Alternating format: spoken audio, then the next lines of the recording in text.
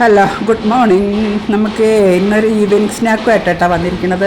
വെക്കേഷനല്ലേ, കുട്ടികൾക്കൊക്കെ ഉണ്ടാക്കി കൊടുക്കാൻ പറ്റിയ സ്നാക്കാണ് മുട്ട ബജി. അവർ കടയിൽ നിന്നൊക്കെ വാങ്ങി കഴിക്കുമല്ലോ, തട്ടുകടയിൽ നിന്നൊക്കെ. അപ്പോൾ നമുക്ക് വീട്ടിലുണ്ടാക്കി കൊടുക്കാം.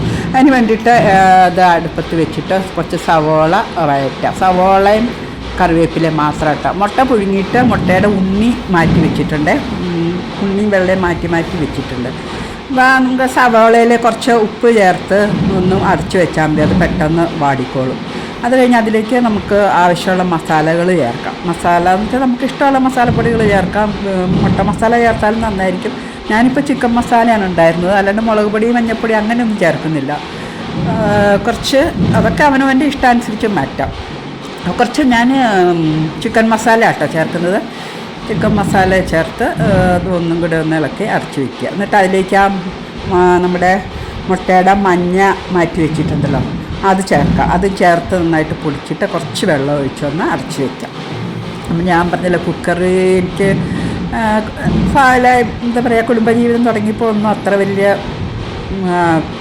പാചകത്തോട് വലിയ താല്പര്യമൊന്നും ഉണ്ടായിരുന്നു. പിന്നെ എപ്പോഴോ പാചകത്തോട് താല്പര്യം വന്നു, ഇഷ്ടമായി, പിന്നെ ഭയങ്കര ക്രേസായി. അന്ന് യൂട്യൂബ് ചാനലൊന്നും ഇല്ലല്ലോ. അപ്പം ഞാൻ അന്ന് ഏഷ്യാനെറ്റ്, സൂര്യ TV ഒക്കെ ഉള്ളൂ എന്ന് തോന്നുന്നു. കൈരളിയുണ്ട്, അങ്ങനെ 3-4 ചാനലേ ഉള്ളൂ TV-യിൽ.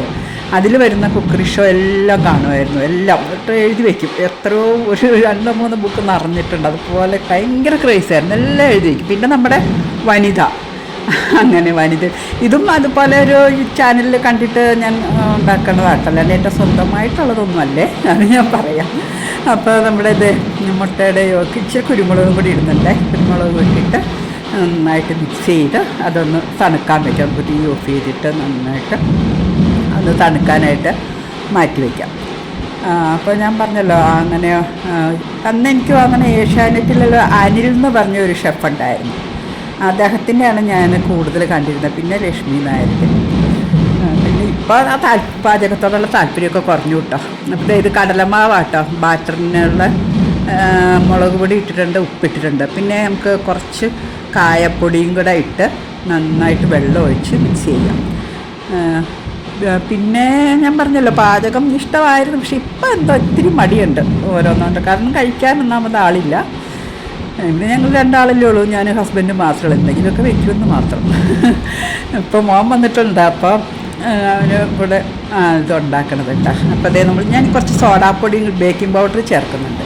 അപ്പോൾ നന്നായിട്ട് മിക്സ് ചെയ്ത് വെച്ചു. അപ്പോൾ നമ്മുടെ മുട്ട മഞ്ഞ മിക്സ് അത് നന്നായി തണുത്തിട്ടുണ്ട്. ഇനി അത് നമുക്ക് ഈ മുട്ടയുടെ വെള്ളയുടെ അതിലേക്ക് നന്നായിട്ട് ഫില്ല് ചെയ്ത് വയ്ക്കാം. നന്നായിട്ട് ഉരുട്ടി അതിലേക്ക് ഫില്ല് ചെയ്ത് വയ്ക്കുക. ഇത് എൻ്റെ മോൻ സ്കൂളിൽ, അവന് ഒരു +2 ഒക്കെ പഠിക്കുമ്പോഴല്ല, അവൻ തട്ടുകടയിൽ നിന്ന് മുട്ട ബജി കഴിച്ചിട്ട് വരുമായിരുന്നു. അങ്ങനെയാണ് ഞാനിത് ഉണ്ടാക്കാൻ ശ്രമിച്ചത്. അല്ലാണ്ട് ഞാൻ മുട്ട ബജിയോടൊന്നും, എനിക്ക് ബജി എന്ന് പറയണത് തന്നെ എനിക്കിഷ്ടമല്ല. അപ്പോൾ മക്കൾക്ക് ഇഷ്ടമുള്ളതായപ്പോൾ ഞാനങ്ങനെ ഉണ്ടാക്കാൻ നോക്കി, ചാനലിൽ നോക്കി കണ്ടുപിടിച്ചതാണ്. അങ്ങനെ ഇതാണിത്. ആദ്യം ഒന്ന് ട്രൈ ചെയ്തു, ശരിയായി. അപ്പോൾ പിന്നെ ഒന്നും കൂടെ ഉണ്ടാക്കാമെന്ന് വിചാരിച്ചു. അപ്പോൾ നമ്മുടെ ബാറ്ററും റെഡിയാണ്, മുട്ട ഫില്ലിങ്ങും റെഡിയാണ്. ഇനി നമുക്ക് എണ്ണ ചൂടായി കഴിയുമ്പം എണ്ണയിലേക്ക് ആ ബാറ്ററിൽ മുക്കിയിട്ട് എണ്ണയിലേക്കിട്ട് വറുത്തെടുക്കുക. അതങ്ങനെ വിട്ടു പോരുമൊന്നുമില്ല കേട്ടോ, അതങ്ങനെ തന്നെ ഇരുന്നോളും. എണ്ണയിലിട്ടിട്ട് നമുക്ക് ആ മുട്ടയെല്ലാം നന്നായിട്ട് ഫ്രൈ ചെയ്തെടുക്കാം കേട്ടോ. അപ്പോൾ ഓക്കെ ആയിട്ടുണ്ട്. ഇനി നമുക്കത് ബാക്കിയുള്ളതും കൂടെ മുക്കി പൊരിച്ചെടുക്കാം. നമുക്കതൊന്ന് മറിച്ചിടാം. പിന്നെ നല്ല ബ്രൗൺ കളർ ആവണ്ട. മുട്ട ഓൾറെഡി പുഴുങ്ങിയതല്ലേ, പിന്നെ അതിൽ വേവാനൊന്നും ഇല്ലല്ലോ. അപ്പോൾ ഇത്രയും മതിയാവും. നമുക്കിത് കോരി മാറ്റാം. അപ്പോൾ ഓക്കെ. അപ്പോൾ മുട്ട ബജി റെഡിയായി. അപ്പോൾ നമുക്കിത് കഴിക്കാം. ഇതിലിപ്പോൾ പ്രത്യേകിച്ച് എന്താ പറയുക, സോസ് വേണ്ട. അതിന് ബജിയുടെ കൂടെ കിട്ടുന്ന ചമ്മന്തി ഇഷ്ടമുള്ളവർക്ക് അങ്ങനെ കൂട്ടാം. ഇത് ചൂടോടെ ആണെങ്കിൽ അത് അങ്ങനെ തന്നെ കഴിച്ചാൽ മതി. ഇപ്പോൾ ചമ്മന്തി വേണമെന്നൊന്നുമില്ല. ഓക്കെ. അപ്പോൾ നമുക്കിതൊരു സെർവിങ് ബൗൾ, ഒരു ടിഷ്യൂ പേപ്പറിലേക്ക് ആദ്യം മറ്റേ എണ്ണ അങ്ങോട്ട് പോട്ടെ, എന്നിട്ട് നമുക്കൊരു പ്ലേറ്റിലേക്ക് മാറ്റിയിട്ട് കഴിച്ചിട്ട് വരാം. അപ്പോൾ ഓക്കെ, ബജി റെഡി.